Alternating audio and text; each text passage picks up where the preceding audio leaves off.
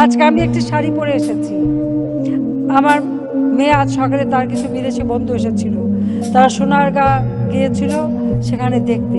সেখানে তাঁতিরে বসে তাঁত বোনায়, সেই তাঁত বোনানো সেখান থেকে এই শাড়িখানা সে কিনে নিয়ে এসেছে।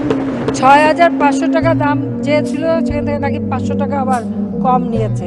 তো ৫০০ টাকা কম নিল, সেই জন্য আমি আবার আমার জামাই বাবাজিকে একটু বললাম যে তুমি তাকে ৫০০ টাকা কম দিলে কেন, বরং ৫০০ টাকারও বেশি দিয়ে আসা উচিত ছিল। তো বললেন যে আম্মা কিনতে গেলে তো একটু বার্গেনিং করতেই হবে, কাজে সেই শাড়িটা আমি বললাম আমি এই শাড়িটা পরেই আজকে আমি যাব। এক নাম্বার আমার মেয়ে কিনে নিয়ে এসেছে, আর একটা হচ্ছে এই যে তাঁতিরা কষ্ট করে বোনায়, আমরা তাঁত শিল্পকে উন্নত করার জন্য তাদের অনেক সুযোগ সুবিধা আমরা দিচ্ছি, আস্তে আস্তে তাদের জন্য ব্যবস্থা করেছি এবং ওই জায়গাটা আপনারা জানেন।